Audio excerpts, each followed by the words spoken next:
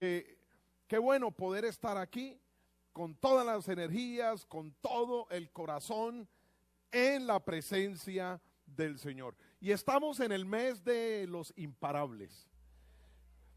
Con todo lo que hemos venido diciendo estos días acerca de imparables, levante la mano los que saben y sienten que son imparables. A ver, levante la mano. Si tú eres un imparable, levanta la mano. Qué bueno estar aquí. Imparable no quiere decir que nunca pare. Y es lo que vamos a ver quiero en esta mañana dar algunos significados de la expresión, de dónde salió esto de imparables y qué tiene que ver con nuestra vida espiritual. He estado tratando en las dos enseñanzas que me ha correspondido en este mes de explicarles cuál debe ser nuestra actitud frente a las crisis, frente a lo que hemos vivido en este año 2020. ¿Y por qué hablamos de imparables en este mes? Porque parece que es un mes en el que nosotros de manera instintiva hacemos conclusiones. Hacemos conclusiones. Y es bueno hacer conclusiones. Alguien diga conmigo conclusiones. Y de hecho por eso el mensaje del jueves y hoy he estado hablando de viviendo Ebenezer. Viviendo Ebenezer. Ebenezer es una palabra que ustedes encuentran en el primer libro de Samuel, el capítulo 7. Hay allí una situación muy particular. Primer libro de Samuel, capítulo 7, el versículo 8. Tenemos por allí una imagen donde tengo un, dos, tres, cuatro, cinco versículos que quisiera que miráramos rápidamente. 5 versículos para analizar. Y dice que los hijos de Israel le dijeron a Samuel, que era el profeta, que no cesara de clamar por ellos. Y un poco yo estaba diciendo de cómo las personas tienen siempre el sentido de pedir oración, de pedirle oración al pastor, pedirle oración al líder, pedirle oración al ministro. Pero la persona que pide oración normalmente no se va a orar. Tranquilo se va, pero no se va a orar. Se queda confiado en que alguien va a orar por él. Pero la palabra del Señor dice que para que sea efectivo lo que tú estás pidiendo y para que sea efectiva esa intercesión que tú estás pidiendo, tú tienes que ser el protagonista de la oración. Y por eso dice la palabra, si dos se ponen de acuerdo, pidan ¿qué? Lo que quieran. Pidan lo que quieran. ¿Y cuáles son los dos que están de acuerdo? El de la necesidad y el intercesor, como mínimo. El de la necesidad y el intercesor. El de la necesidad en este caso, por decirlo de alguna manera, eres tú. Y el intercesor, el que tienes a tu lado. Ahora, si dos se ponen de acuerdo y pidan lo que quieran y va a pasar algo, ¿cómo será que el que está detrás de ti también ore por ti? Entonces ya no son solo dos, son tres. Y si le sumas a ese tercero, el amigo del tercero, ya son 4. Y cuando menos te des cuenta, esto parece una clase de network, ¿cierto? de una clase de esas empresas de red, de mercadeo en red.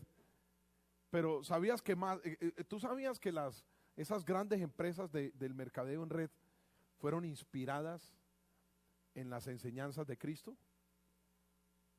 Por eso es que la mayoría de ellos tienen un poco de dichos, de frases dentro de su estilo de potenciar, de empoderar a los vendedores, muchas frases bíblicas inspiradas en los discursos del Señor Jesús. Pues esto de la intercesión es un network. Esto de pedir es un network. Y tú necesitas que alguien te ayude a orar por tu necesidad. Pero hay personas que se quedan calladas y no piden ayuda. Solo piden ayuda cuando ya el agua les está llegando aquí. Oh, Señor. ¿Y ya para qué? Te vas a ahogar. ¿Por qué no pides ayuda apenas sientes que llegó el problema? Pedir ayuda no es cobardía. Amén. Una de las filosofías de la iglesia, de la comunión, es saber, entender que aunque en un lugar yo esté solo, no me sienta solo. Hay uno que está conmigo. He dicho que hay uno que está conmigo.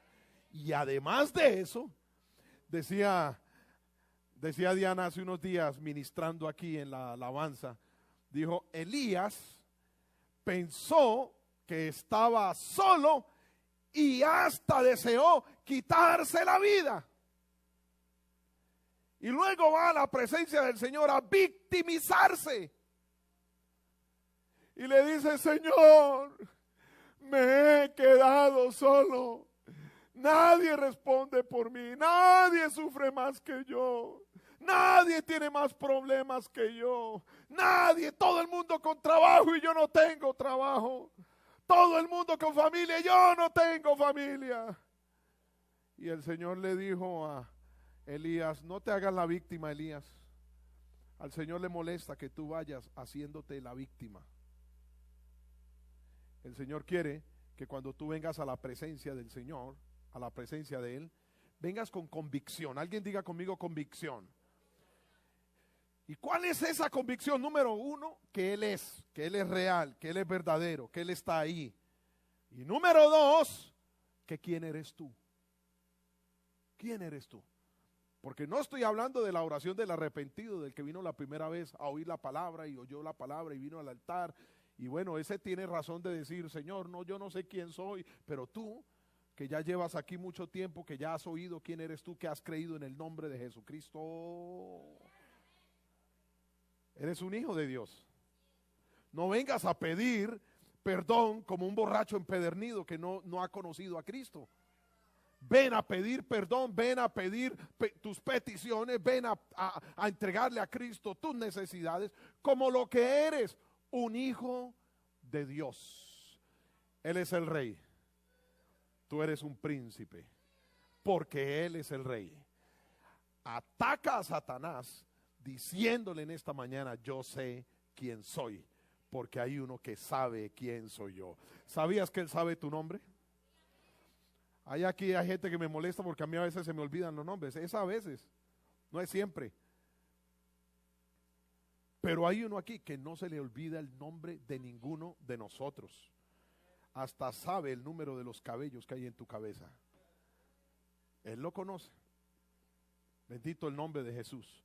Y entonces Elías va como víctima y el Señor le dice, deja de dártelas de víctima, porque yo me he reservado las rodillas de miles que no se han doblado ante los dioses paganos, pero se han doblado en mi presencia y hasta han clamado por ti.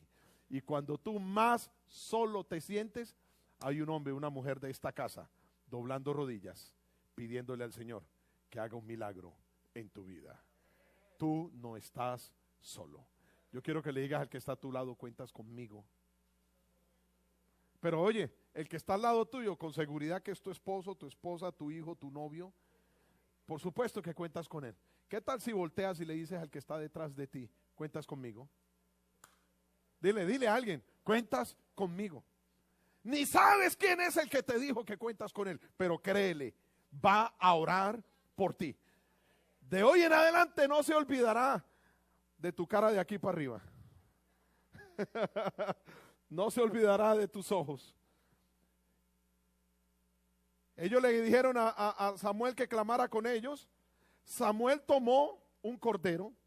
No quiero que te olvides de esta parte. Tomó un cordero, hizo un sacrificio. Óyelo bien, hizo un sacrificio. Hizo un altar y clamó Samuel a Jehová por Israel y Jehová lo oyó. Estoy en el versículo 9 del primer libro de Samuel, capítulo 7. Y aconteció que mientras Samuel sacrificaba el holocausto, vinieron los enemigos del pueblo de Israel, representados en los filisteos. Vinieron a atacarlos, a destruirlos. Y dice la palabra que el Señor tronó. El Señor se manifestó con poder e hizo que los filisteos se asustaran, temieran y huyeran. Y el pueblo de Israel, que aparentaba no ser un pueblo poderoso, dice la palabra del Señor, que corrieron, los persiguieron y los destruyeron a sus enemigos. Saliendo los hijos de Israel, versículo 11, fueron e hirieron a los filisteos. Luego Samuel tomó una piedra, buscó un lugar y la estableció y llamó a aquel lugar Ebenezer. ¿Alguien puede decir conmigo lo que significa Ebenezer? Hasta aquí nos ayudó Jehová. Hasta aquí nos ayudó Jehová. Óigalo bien. Y así fueron sometidos los filisteos y no volvieron más a entrar en el territorio del pueblo de Dios. Y la mano de Jehová estuvo contra los enemigos de Israel todos los días en que vivió este hombre que sabía clamar. Alguien diga conmigo, esto es clave. Esto es clave. Mientras Samuel estuvo vivo, no entraron los enemigos a atacar al pueblo de Israel. Mientras hubo un intercesor, mientras hubo un hombre de Dios en el que el pueblo confiaba, mientras hubo un hombre de Dios de quien el pueblo se dejó guiar, mientras hubo un pastor para las ovejas. Valga recordar el título de la 15ª temporada de Déjate pastorear. ¿Sabes por qué? Porque llevo 15 años enseñando. Hace 15 años empecé una serie y la he enseñado donde quiera que he podido estar, que llamo Déjate pastorear. Todos los años la predico. En el 2021, si el Señor no ha venido, la volveré a predicar. Escúchame esto. Déjate pastorear. Necesitas un pastor. Necesitas un hombre de Dios. Hay personas que vienen a la iglesia pensando que el pastor necesita de ellos. Hay personas que están en la iglesia y piensan que la iglesia necesita que ellos hagan un servicio en la iglesia. Y resulta que si tú no haces el servicio, el Señor traerá a otro que lo haga. Debieras considerar un privilegio que le puedas servir al Señor donde sea que Él te ponga a servir. Es un privilegio. Deja de estar dejando botados los cargos que el Señor te da. Cuando a ti te llaman en esta iglesia para hacer un ministerio, es porque el Señor te ha tenido por digno, igual que a mí. Me ha tenido por digno, es decir, no soy digno, pero Él me ha puesto los puntos que me hacen falta para llegar a la estatura de Él. Yo no sé cuántos de ustedes alguna vez han tenido que bajar algo de la nevera, de la parte de arriba, del top de la nevera, que vino Quizás vino un Camilo bien alto de más de 1,90 y puso allá el cereal. Y viene la hermana que está bien bajita y no alcanza. Necesita, ese no alcanzar en la dignidad. Necesita una escalera. Necesita un step para ponerse en alto. Necesita algo. O que venga alguien y lo alcance por él o por ella.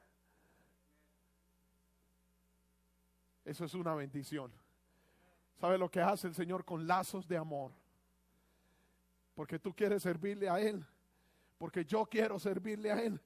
Y realmente es tan elevada la posición de servirle a Dios. ¿Tú crees que es cualquier cosa limpiar este lugar? Hacerle aseo a este lugar no es cualquier cosa. Es el lugar donde el Señor se manifiesta. ¿Y sabe qué hace el Señor con los lazos de amor? Como cuando nosotros agarramos al niño porque queremos que él tenga un logro, lo levantamos. A ver, agarra tus cosas, papi. Eso hace el Señor con nosotros. Cuando tú necesitas hacer algo y no alcanzas, y tú clamas a Él, tú lo levantas. O Él te levanta más bien y te pone a la altura. Y dice la palabra del Señor que Él levanta del polvo al pobre, al menesteroso alza del muladar, para hacerlo sentar con los príncipes de su pueblo, ponerlos en lugares celestiales. ¿Acaso no estábamos en el mundo muertos en delitos y pecados? ¿Acaso no estábamos viviendo en la oscuridad del pecado? Antes éramos tinieblas. Cuando hemos conocido a Cristo, Él nos ha hecho luz. He dicho que nos ha hecho luz. ¿Y sabe lo que Él dice? Vosotros sois luz del mundo. A Él sea la gloria, a Él sea el honor. Este profeta llamado Samuel era el que hacía el aseo en la tienda donde se hacía el culto para Jehová. Léete el primer libro de Samuel, capítulo 1, capítulo 2, para que descubras de dónde vino Samuel, cómo nació él. Y dice la palabra del Señor que él era el que cuidaba las cosas del templo, o de lo que se podría llamar templo en la época. Era el que cuadraba las sillas, era el que levantaba las botellas que algunos dejan tiradas por ahí. Valga el apunte, diga conmigo, ouch. Esos vasitos de café y esas botellas de agua que tú dejas por ahí. Había un Samuel, y aquí hay Samuelas. Y hay Samueles que los levantan. Es una bendición. Oh, pero yo quiero invitarte a creer que Dios te ha llamado a ti para darte una dignidad tremenda. Por eso me encantó ver cuando me entregó el PC Camilo o los PCs Quintero, me entregaron las hojas de los que se inscribieron para servir en el 2021. Cuando yo vi ese montón de hojas, yo le dije, Señor, realmente tú eres bueno. Realmente tú eres bueno, porque en el siglo XXI, donde mucha gente ha perdido las ganas de hacer cosas, han perdido el ánimo incluso de vivir, sigue habiendo un remanente de hombres y mujeres en disposición para servirle al Señor. Pase lo que pase, están aquí en medio de la crisis, han estado aquí en la presencia del Señor. Algo que ha tenido mi corazón y mi intelecto reflexionando en este tiempo es que hemos tenido el año más particular de nuestra existencia. Incluso si naciste durante los años 40, no voy a decir que levante la mano el que es de esa época. Incluso esos que nacieron en los años 40 han vivido muchas crisis, pero con seguridad fueron crisis regionales y a lo sumo continentales, nunca mundiales como la que hemos vivido ahora. Hablo incluso de la Primera y Segunda Guerra Mundial, que aunque se llamaron guerras mundiales, porque por ejemplo intervinieron en continentes ejércitos de otro continente, Y ustedes ven cómo Estados Unidos movilizó miles, cuenta la historia, miles de efectivos para que fueran a combatir a otro continente. Pero esa guerra no llegó aquí, a nuestro continente. Quizás tuvo alguna afectación política, alguna afectación económica, pero nunca llegaron aquí. No llegó a Australia. No llegó, a lo sumo llegó a la parte norte de África. Algo que debemos hacer los hombres de Dios es analizar tiempos, les decía al principio. Análisis de tiempos, análisis de temporadas, análisis de situaciones de vida, análisis en el hogar, análisis en el trabajo, en el estudio. Cuando empiezan a llegar todas esas notas y no tienen los números o las letras que tú quieres que tengas, tienes que sentarte a analizar. Uno hace análisis hasta de su carro. Esta semana yo estaba mirando el carro mío porque el lunes le llené el tanque con gas y yo estaba mirando, yo casi no he movido ese carro y no sé por qué está en menos de la mitad. Yo venía haciendo un análisis, acordándome qué ruta hice en estos días, qué ruta tomé, por qué se bajó tanto la gasolina, no sé. Hay que hacer análisis. ¿Qué está pasando con mi economía? Que trabajo y nunca tengo dinero en el bolsillo. ¿Qué está pasando con mi economía? ¿Qué está pasando con mi bendición espiritual, emocional? ¿Qué hago? Aparentemente me divierto, aparentemente estoy haciendo lo que quiero, pero al final de día me siento como frustrado. En la mañana me siento como frustrado, como que no veo contento a mis hijos, les doy los mejores zapatos, les doy la mejor ropa, como que no está contenta conmigo la familia. Tengo que hacer análisis urgente. ¿Qué pasa con el esposo que le cocinó lo más rico que puedo cocinar, que me he visto para él, que trato de hacerlo sonreír y está como amargadinis, como que algo, en la mañana parece que se hubiera chupado un limón y ya tiene listo el otro para chupárselo, está bravo? ¿Qué pasa con él? ¿Qué pasa con ella? Hay que hacer análisis. Y a veces hay tantos fracasos en nuestra vida por estar dejando pasar las cosas. Nos hacemos los que no vemos, creemos que el ignorar la situación de vida es la forma de superarlo. Y resulta que no queremos hacer una confrontación. Los hombres y mujeres imparables de Dios necesitan hacer una confrontación de situaciones de vida. En el Salmo 90:12 hay un versículo maravilloso escrito por el profeta Moisés que dice: enséñanos a contar nuestros días de tal manera que aprendamos a traer sabiduría al corazón. Salmo 90:12. Apréndete eso. Enséñame, Señor, a acordarme del pasado, no para frustrarme, no para sentir depresión. No. Enséñame, por muy mala, por muy terrible que haya sido la situación. Quiero decirte dos cosas. La primera es que eres un amado de Dios. ¿Cuántos saben que Dios los ama? ¿Cuántos saben que Dios los ama? Yo quiero que levantes un momento tus manos y le digas: Señor, gracias porque me amas. Te conviene decirle eso y ya te voy a decir por qué. Dile al Señor: gracias porque me amas.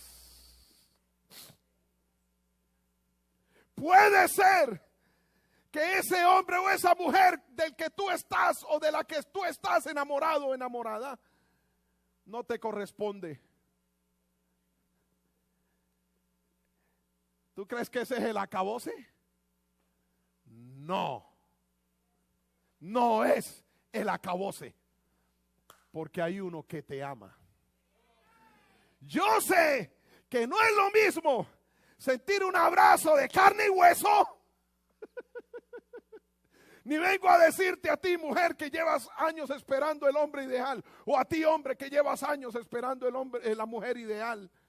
No vengo a decirte, no, pues con el amor de Dios tienes. No. Sí, es que a veces me acuerdo de esas tantas personas espiritualistas que, ay, Dios mío, pastor, yo quiero casarme. Ok, ¿con quién te quieres casar? Pues con la que Dios quiera. Ah, ya. Bueno, pero dime qué quieres en una mujer como para saber. No, pastor, pues quiero una mujer que ame al Señor, que esté llena del Espíritu Santo, que le sirva a Él. Y yo le digo, yo siempre pienso, este no sabe lo que quiere. Porque tú no te vas a acostar con el Espíritu Santo. No vas a abrazar el Espíritu Santo. No vas a besar el Espíritu Santo. Claro que necesitamos una esposa que esté llena del Espíritu Santo. Eso es excelente. Pero tú tienes que saber lo que le pides al Señor. Tienes que decirle al Señor, Señor, la quiero alta. La quiero flaquita, gordita, bonita, cabello rizado, o churco, o lacio, o sea, tienes que decirle al Señor, Señor, quiero, mujer de Dios, tienes que aprender a decirle al Señor, Señor, lo quiero así, con una espalda así, Señor, una muralla poderosa. Sí, es que hay que pedirle al Señor las cosas, porque no va y sea que no le pidas al Señor lo que quiere y en vez de salirte muralla, te salga Mirella. Hoy hay que tener mucho cuidado.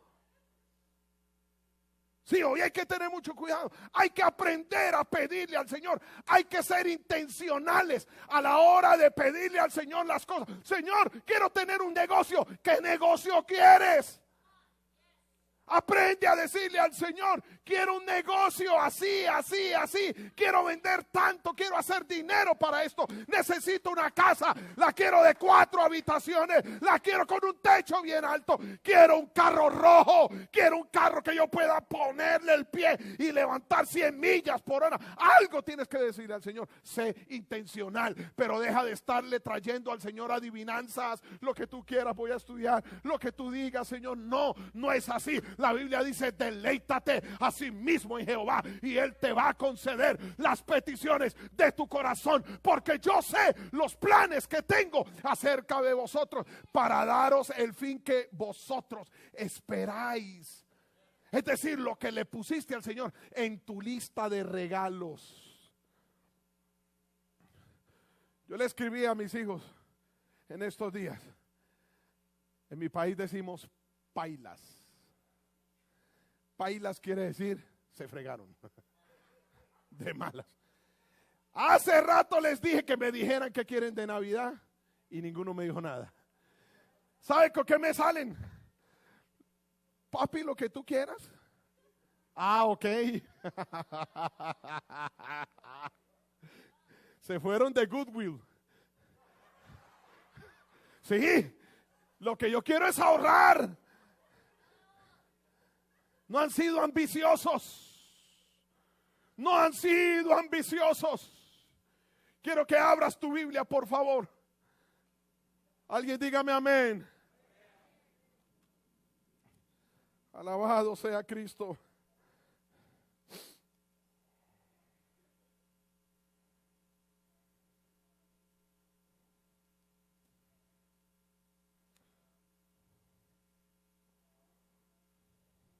Efesios capítulo 3.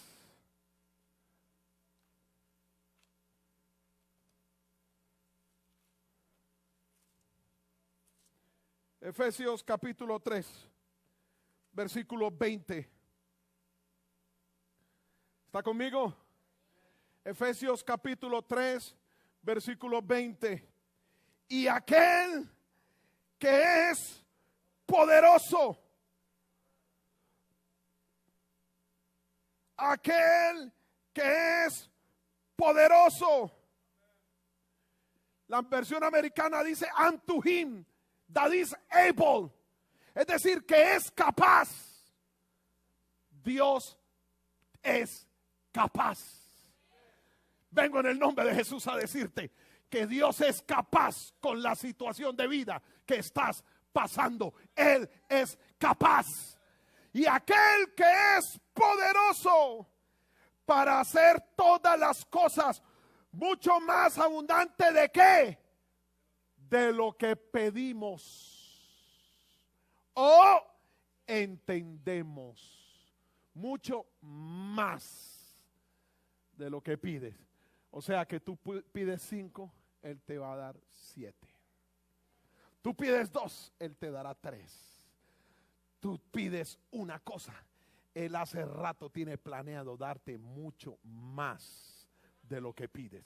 Pero hay una condición. Según el poder que actúa en ti. ¿Cuál es el poder que actúa en ti?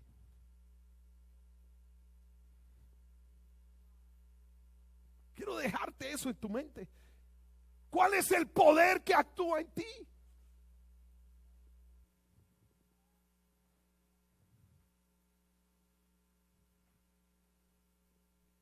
¿Le has preguntado a tu esposa qué hay dentro de tu corazón? ¿Qué piensas tú de Dios? Esposo, ¿te has sentado con tu esposa alguna vez a hacer un análisis espiritual? ¿Cuál es el poder que actúa en ti? ¿Tus hijos te han visto arrodillado orando? ¿Han venido tus hijos a despedirse de ti en la mañana cuando van para la escuela y te han visto arrodillado en la presencia del Señor? Ellos conocen el poder que actúa en ti. Según el poder que actúa en ti. Ahora el PC Camilo estaba explicando de manera magistral lo que es que en Israel, en Jerusalén, haya una tumba que no dice que aquí yacen los restos de Jesús, el que sanó, el que levantó gente de los muertos, el que crucificaron.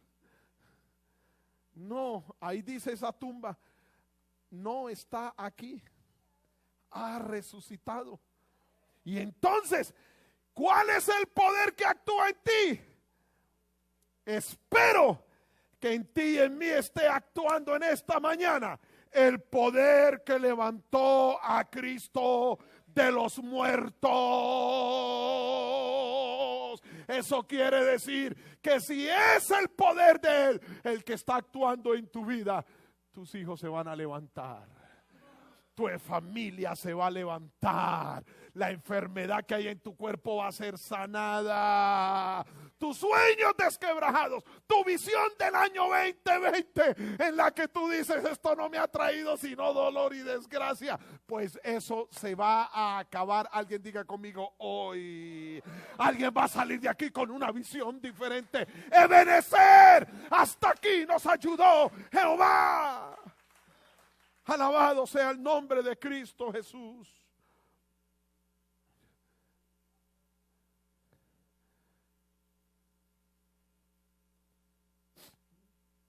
El profeta Samuel hace una conclusión del tiempo de las crisis que Israel estaba viviendo por el acecho de sus enemigos, del COVID, de la mala economía, de las estadísticas, de los medios de comunicación que manipulan la mente, especialmente de nosotros los latinos. Nos dejamos manipular mucho por los medios de comunicación. ¿Y por qué hablo aquí de los medios de comunicación? Por ejemplo, las crisis que estamos viviendo no son exclusivas de nuestra época. Lo que pasa es que ahora sabemos más de ellas y en tiempo real. O sea, hoy cuando hay un incendio allá en la Catedral de Notre Dame, en tiempo real Estaba ahí la periodista de Univisión San Antonio y agarró su teléfono y transmitió en vivo para el mundo entero. Y en el momento que se estaba quemando la catedral a miles de millas de aquí de San Antonio, nosotros estábamos viendo en vivo la crisis. Pero hubo una época en que eso no sucedía. Por ejemplo, el 1 de mayo de 1851, en mi patria de nacimiento, en Colombia, se decretó la libertad de los esclavos. Pero solo hasta principios del siglo XX se puso la noticia en toda la nación. La abuela de mi padre, o la bisabuela de él, si no me falla ahora la memoria, todavía alcanzó a tener la marca como esclava. Sí, porque usted hoy me ve aquí con pinta de gringo, pero yo soy descendiente de negro. Puro ADN africano tengo. Todavía alcanzó. Y ella se supone que ya era libre. Pero ¿sabes por qué? Porque no había medios de comunicación que contaran las noticias inmediatamente. No lo había. Y aquí en este país, en los Estados Unidos, el presidente Abraham Lincoln, el 22 de septiembre de 1862, emitió la advertencia preliminar que ordenaría la emancipación de los esclavos. Pero hubo muchas partes de este país donde se supo la noticia 20 o 30 años después. ¿Por qué? Porque no había un medio de comunicación que contara en tiempo real. Aquí estamos en tiempo real. Eres libre. ¿Y sabes por qué? Porque has conocido al Hijo. Voy a repetirlo. Porque has conocido al Hijo. Al Dios que se manifestó en carne en su Hijo Jesucristo. Oiga, óyeme bien esto. Si el Hijo os libertare, seréis verdaderamente libres. Eso no es para después. Hablo de las crisis de hoy. Hoy, si el Hijo nos libertare, seremos verdaderamente libres. ¿Por qué la ley de la libertad se demoró tanto en conocerse? No había medios de comunicación o manipulaban las noticias. Ahora, volviendo a mi idea principal, se vale hacer un alto en pro de analizar logros, pérdidas, recursos, es decir, ¿qué quedó después de la pérdida? Oportunidades. No, es que ya no voy a tener oportunidad de ir a la universidad, ya me dijeron en esa que no. Siéntate y analiza las oportunidades. Obstáculos. ¿Quién te dijo que iba a ser fácil? Es que somos facilistas. Recuerdo una expresión del PC Rodrigo que decía: somos cristianos de la época del microondas. Queremos meter las cosas congeladas y que a los 2 minutos estén descongeladas.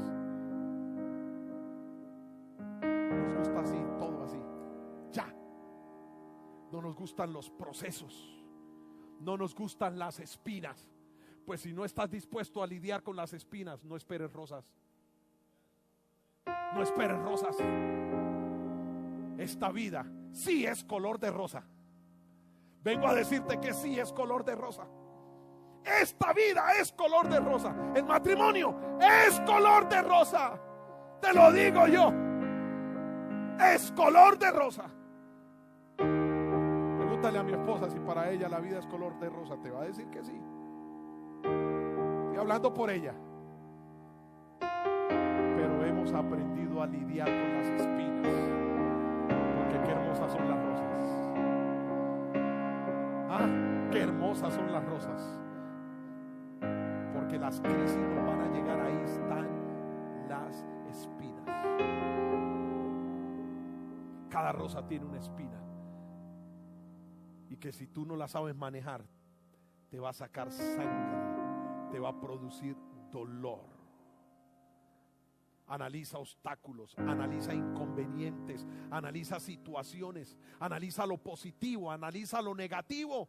Una de las primeras cosas, y voy cerrando, una de las primeras cosas que hacía Abraham cuando llegaba la crisis a su proyecto de vida era levantar un altar. Era su estilo de acabar con la incertidumbre y purgar la crisis. En la Biblia encontramos 4 altares que levantó Abraham, de los cuales hablaremos después. Pero levantó un altar en Siquem, levantó un altar en Belén, en Betel, perdón. Levantó otro cuando iba para Egipto. Levantó otro cuando necesitó de reconstruir uno que ya había hecho. Y entonces Jesús nos dio un estilo de vida nuevo, porque el último sacrificio fue Él, por nuestros pecados, por nuestras rebeliones. Entonces, si ya no íbamos a sacrificar más animales para purgar las crisis, Él nos dio un nuevo estilo: clamar al Padre. Hablo de orar. Y si hay algo que no queremos hacer hoy día, es orar. A la carne no le gusta orar. No le gusta doblar rodillas. Dímelo de verdad. No me tienes que contestar en alto, pero tú lo sabes. Duro para ti acordarte la última vez que te arrodillaste al lado de tu cama. Yo no sé. No, que es que yo oro acostado. Mentiras. Te volteas y la almohada está llena de babas.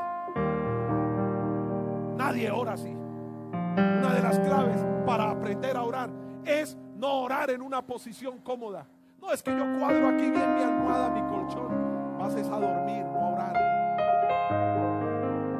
Necesitas incomodarte. ¿Cuándo fue la última vez que llegaste? Porque la gente, no, es que eso es para las iglesias antiguas. ¿Quién te dijo eso?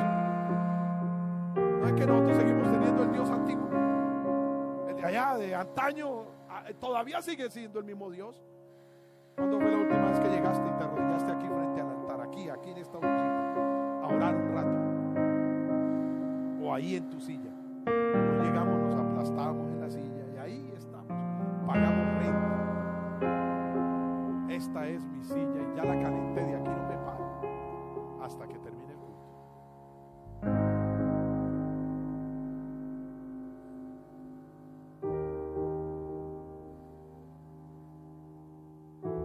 Enseñó a levantar las manos y a clamar al Padre para purgar la crisis. La crisis de su amigo Lázaro había muerto. ¿Qué hizo él? Levantó las manos y dijo: Padre, tú siempre me oyes. Cuando él dijo tú siempre me oyes, es que estaba acostumbrado. He used to. Acostumbrado a orar. Porque dijo tú siempre me oyes. Es decir, ya estaba acostumbrado a clamar y que el Padre oyera. Puedes decir tú lo mismo hoy. Tú siempre me oyes, Señor. Tú siempre me oyes, Padre. Tú siempre me consuelas. Tú siempre me levantas. Tú siempre me fortaleces. Tú siempre me has sanado. Puedes decir eso.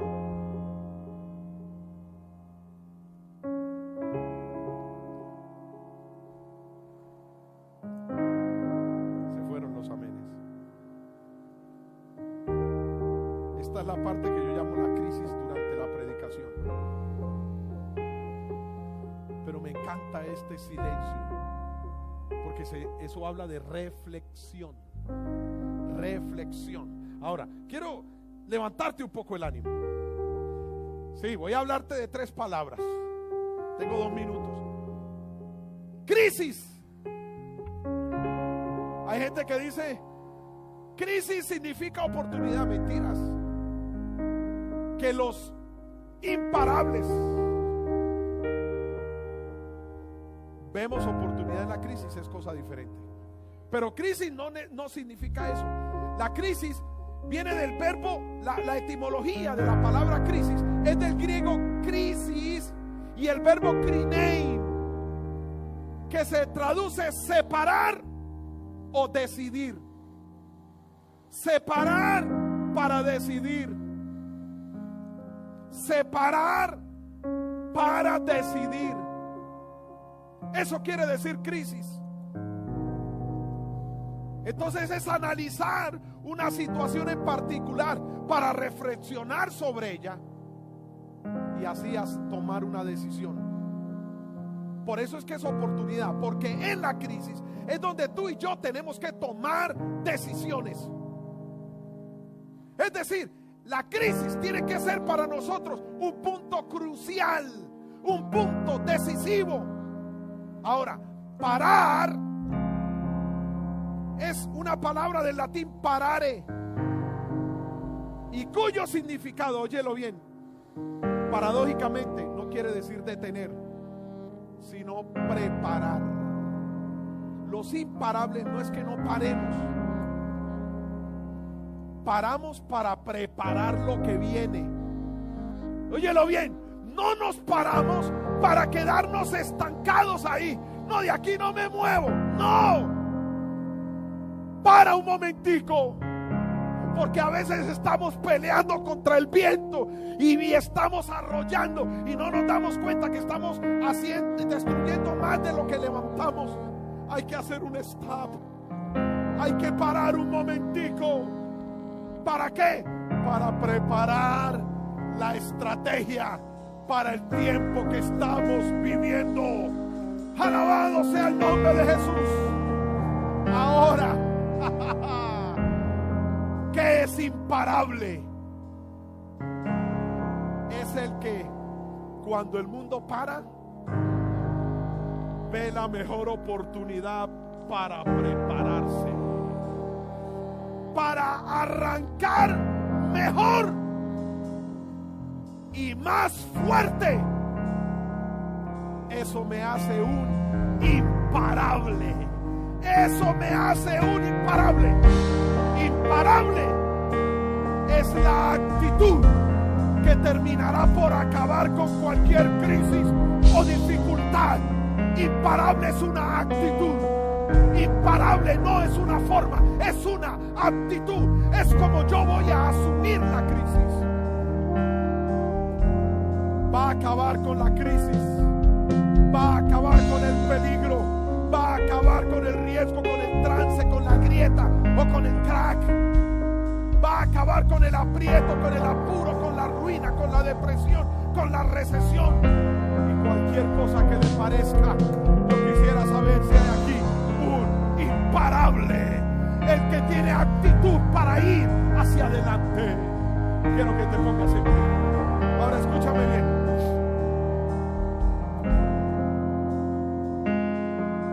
Hay personas muy famosas y tú lo ves haciendo un deporte que se llama fútbol.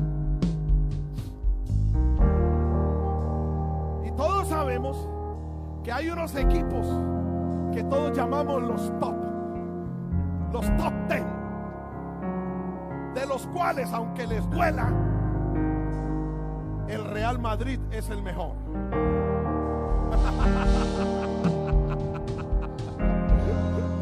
Aunque les duela.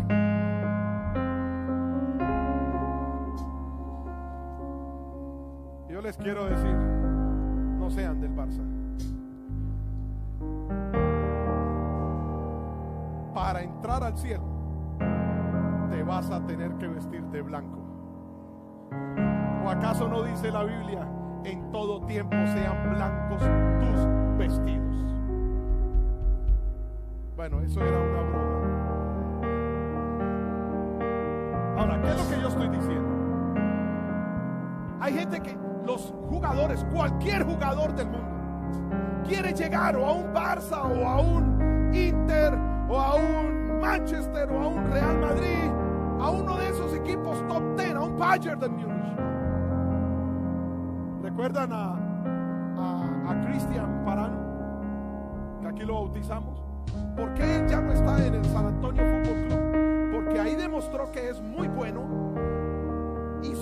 sueño es llegar a un Inter, a un equipo de esos, pero nadie lo va a llevar del San Antonio Fútbol Club a un equipo de esos top. Tiene que empezar a buscar equipos de media tabla e ir avanzando, hacer lo mejor en ese equipo para que los de arriba se fijen en él. Es un proceso poderoso. Ahora, hay jugadores que han demostrado en esos equipos de media tabla tremendas habilidades, y entonces el manager de los top 10 lo busca y le dice: hey, quiero que vengas a jugar a mi equipo, ponte la camisa de mi equipo. Lo llevan allá, pasa un año, nada, pasa 2 años, nada, pasa 3 años, nada. ¿Y sabe qué hacen? Venga para acá, papá, deme su camisa, vuélvase a su equipo, allá a la media tabla. ¿Por qué? Porque le quedó grande la camiseta. La iglesia revive es la iglesia de los imparables. La iglesia revive es la iglesia de los survivors. Por eso no tenemos pena de decir: I am revive. Oye, y no es porque el orgullo sea ser revive, es que sabemos que Dios está en esta casa con los imparables. Dios imparable, iglesia imparable, Dios poderoso, iglesia poderosa. Ahora, escúchame esto último. Pastor, porque hay gente que se va. Yo te voy a decir por qué. Les quedó grande la camisa de Revive. No es un orgullo. Dios lo sabe que estoy hablando por el Espíritu Santo. No es un orgullo institucional. No. Estoy hablando de búsqueda. Es que no pueden con el paquete de búsqueda de Dios, de santidad, de compromiso, de representación, porque hay que portarse a la altura. Revive, la altura revive en la estatura de Cristo. Aquí nadie anda buscando ser como el pastor Murillo. Aquí nadie anda buscando ser como la pastora Patricia. Nadie anda buscando ser como uno de estos líderes maravillosos que tenemos. Aquí la estatura nuestra es la de Cristo. Somos survivors, somos imparables. La estatura de Cristo. Quiero invitarte a ponerte la camisa de Dios en Revive, a servirle, a buscarlo, a trabajar para Él, a desechar todo lo malo, a sacar toda carga, todo peso, todo pecado, y a buscar la gloria, la santidad, la bendición, el poder, la autoridad